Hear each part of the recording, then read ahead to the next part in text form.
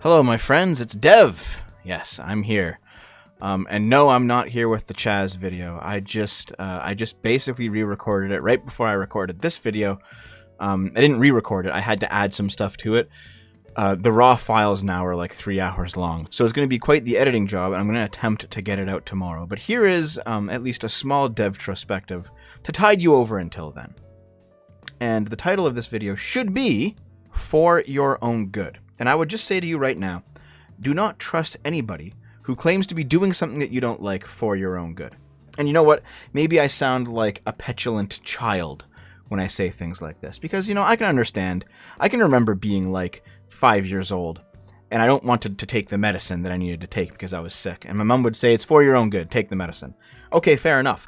But I'm not talking about children here.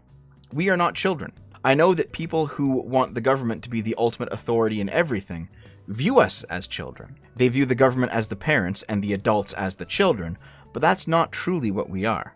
The state is not a replacement for God if you're religious, or for your own personal ideal if you're an atheist. Either way, it's the same thing in the civic sense. The state does not replace that. The state should not be dictating morality to you. Because as soon as you have a moral state, you have something like both the fascist state and the communist state. In that those people that run the state believe that they know what is moral, they have the right ideas, and therefore the people need to be educated in those right ideas. They need to be indoctrinated into them. And those people who disagree or refuse, they're subversive elements, they're counter-revolutionaries. And they need to be isolated, both politically and in terms of their personal life. They need to be re-educated if possible, or locked away if not. That is how the authoritarian operates, and they always operate for your own good. For example, for the longest time, the Internet Wayback Machine, and also Archive Today or archive.is, whatever it is, those sites have been used for a very long time now, since before Gamergate in fact, to basically hold the media accountable, because this would happen a lot. Some garbage outlet, like the Washington Post or the New York Times or whatever, they would publish an article with a completely outrageous, insane headline, just so that it would go viral on Twitter over how dumb it sounded. And then a day later, they would change the headline. But by then, they've already had all their clicks and stuff, so it doesn't really matter. Or even worse, these outlets would sometimes completely change the content of articles and not actually let people know. They wouldn't have an update at the bottom. They wouldn't say, oh, we changed the content because it turns out we said some complete horse shit. They wouldn't do any of that. They would never actually own up to the fact that they've made massive mistakes. They would simply change it and hope nobody noticed. And these archival sites allowed us to catch them in the act. We didn't let them get away with it, because as soon as they would change it, well, it wouldn't matter, because somebody already had it archived on one of these sites in a previous iteration. As a side effect, archiving also deprives these websites of their ad revenue. And that is one of the primary reasons why I try to archive almost everything I come across. Because most of the people on these outlets are partisan hacks who do not deserve to get paid. These archive services are a powerful tool to keep the media in check, which is why it is no surprise that these archive sites have slowly but surely begun to bend the knee to the media. The Internet Archive's Wayback Machine starts adding warning labels to its archives. This is not taking down those archives for sure, it's simply putting up a notice, this yellow notice. This is an archived webpage that Medium.com determined violated their content policy. Here is a link to it on the live web. In most instances, the archiving of a page is an automated process. The inclusion of a page in the Wayback Machine should not be seen as an endorsement of its content in any way. During previous eras of the internet, and I think the Internet Archive has been around since before the year 2000, I think. But during previous eras of the internet, this never came up. This yellow thing. This is a new invention because we didn't feel the need for it. We understood that an archive site is not the real thing, it's just what used to be there. It is literally a history record. We don't need this kind of editorializing reminding us that it is a record of history. And on some level, I see their point of view. There's definitely instances where blatantly false information, stuff that we now know to be false, is still archived on these sites. And that the changing of information wasn't necessarily because somebody was trying to cover up their own misdeeds, but was because information has legitimately been updated and the old information is no longer relevant. That's true. But keep in mind what humanity did before we had Internet Archive sites. We simply let old books lie. Libraries right now are full of old dusty books that haven't been opened in 50 years, 100 years, whatever. And those books are full of information that is no longer relevant. But that's fine. We keep them there because, at the very least, they are a mark of our history. They are proof of the past.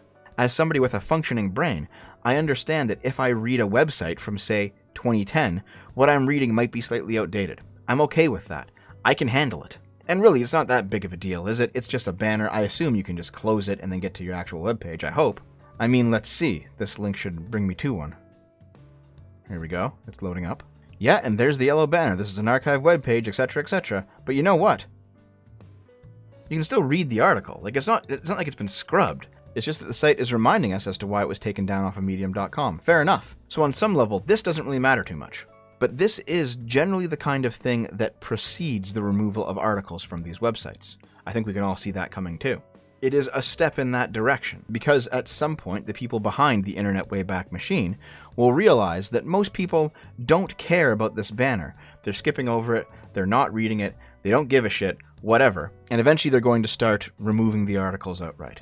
You know what? I'm betting within the next decade or so, if the political situation doesn't turn around and become more free speech oriented, we will probably see this begin to happen. Archive Today refused to go down the road of the Internet Wayback Machine, and Styx discovered that his antivirus program, Avast, began to block Archive Today as a phishing site. As he says, presumably due to pressure from craptivists. There is nowhere on the site to actually enter personal info, so that claim is objectively false. And you know what? I've seen this kind of thing happen before.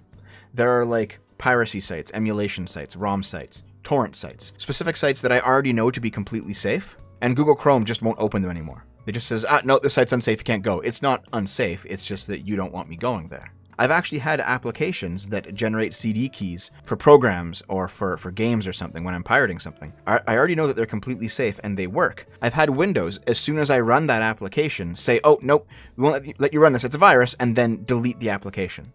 And like, not just put it in the recycling bin, completely delete it. And I'm like, hold on, I've used this on a different computer, I already know that it's safe. But then I had to go and re-download it because that is what they do. They're protecting you for your own good. But what for your own good means is that they don't want you to do things that they don't approve of. And there's certainly a moral element to that. If they view what you're doing as immoral, then they will force you to be moral for your own good. Unfortunately, they haven't realized yet that imposed morality isn't true morality. Moral behaviors are only moral if you choose to do them. But check out how some of these outlets are framing this issue.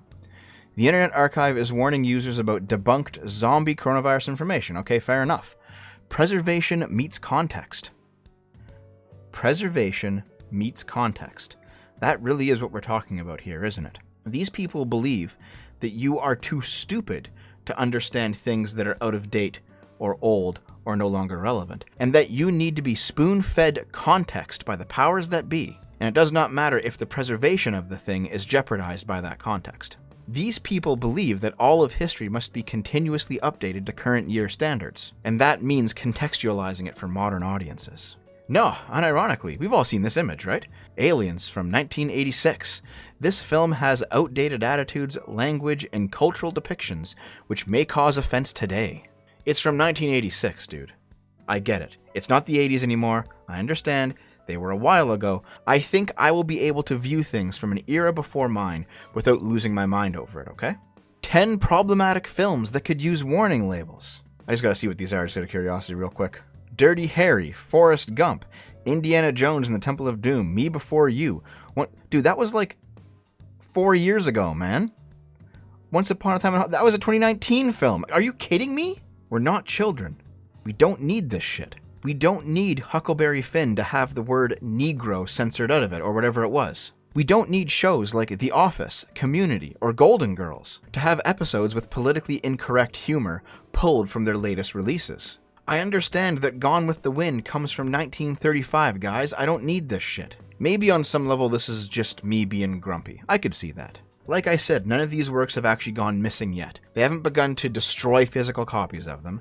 They haven't demanded that you hand in those copies. But to go back to the well of horseshoe theory, and I know that I've gone to that well like consistently every single video for the past like dozen videos.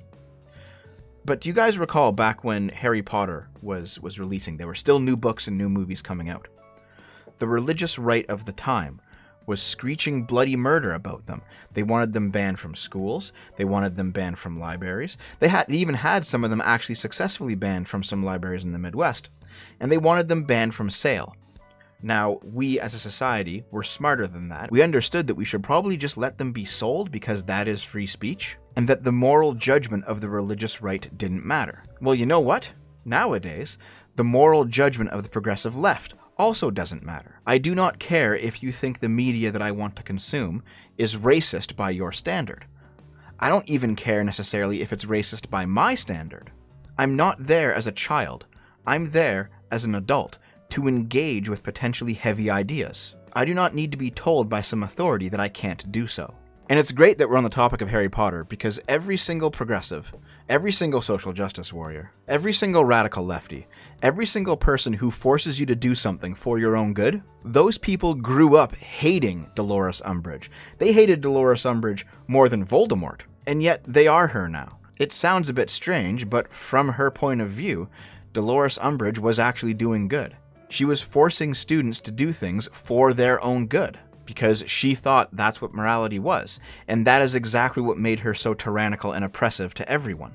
And an entire generation of soy boys, cucks, and raging feminists who absolutely hate this character, with good reason, have become this character, and they have no idea how it happened to them.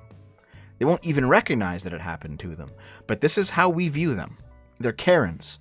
They're moral busybodies. They're telling you that what you choose to do with your time, your money, and your energy is offensive to them. And because they are morally correct, it is entirely justifiable in their minds to use any and all power they have at their disposal to stop you. We have existed in an era for probably about 5 years now, where censorship has become normalized under the guise of providing context, or preventing fake news, or setting the record straight, or whatever it is.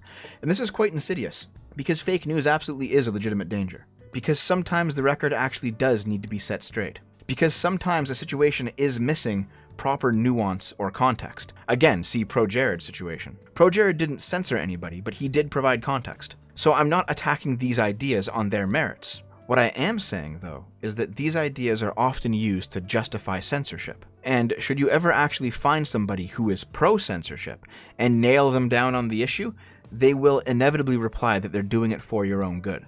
But always remember, it is not for them to decide what the universal good is, let alone what good for you is. That's for you to decide.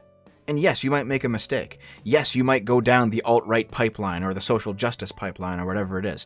You might become radicalized because you get comfortable inside of an echo chamber. It happens. But that's your responsibility. You have a moral obligation to yourself to seek the truth. But that is a burden you have to lift up voluntarily. People forcing you to do it for your own good, well, there's no good in that at all.